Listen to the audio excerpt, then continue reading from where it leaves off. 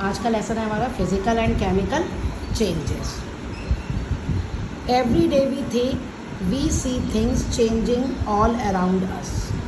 रोज़ हम देखते हैं हमारे चारों ओर चीज़ें बदल रही होती हैं। इन फैक्ट असल में most of the things around us are changing all the time. ज़्यादातर जो चीज़ें हैं हमारे चारों ओर वो हर टाइम चेंज हो रही होती हैं। जैसे डे चेंजेस इनटू नाइट, दिन रात में चेंज हो जाता है। वेदर चेंज होता है। सीड किस में बदल जाता है, प्लांट में।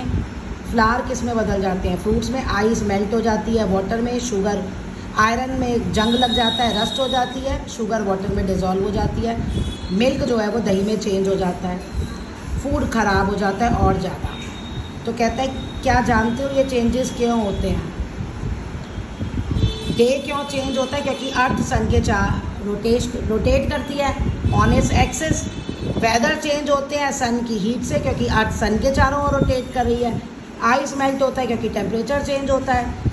आयरन जो रस्ट होता है वो केमिकल रिएक्शन से होता है। इस तरह से कोई भी चेंज जो होता है, ठीक है, उसके अपने कारण होते हैं कि वो चेंज क्यों होता है। और चेंजेस में क्या होता है, कभी शेप चेंज होती है, कभी साइज़, कभी पोजीशन, कभी स्टेट, कभी कलर।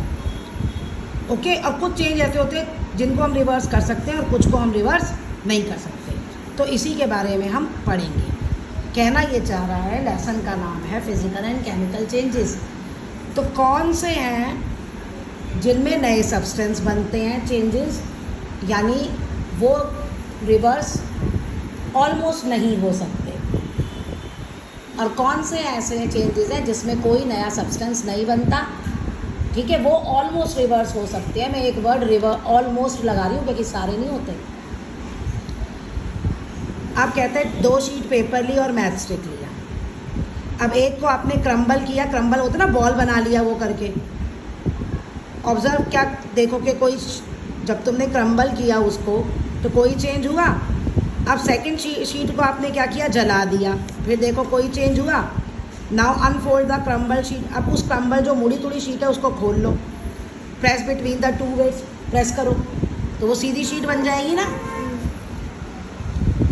कंपेयर द 2 चेंजेस, यानी पहले वाले में जहाँ हमने क्रम्बल किया था वहाँ सिर्फ शेप चेंज हुई थी और हमारे पास बाकी सेम वही सब्सटेंस आ गया था, वही पेज आ गया था जो हमने बिगनिंग में लिया था। लेकिन जब हमने उस पेपर को जला दिया तो बाद में हमें क्या मिला, ऐश। और उस ऐश से पेपर वापस नहीं आ सकता, वो बिल्कुल नया सब्सटेंस बना। तो क्रम्बलिंग में क्या हुआ, शेप चेंज हुआ जो रिवर्स हो सकता है by unfolding and pressing between 2 weights. Burning जो है उसमें नया सब्सटेंस बना जो रिवर्स नहीं हो सकता, जिसमें हमें ओरिजिनल पेपर नहीं मिल सकता।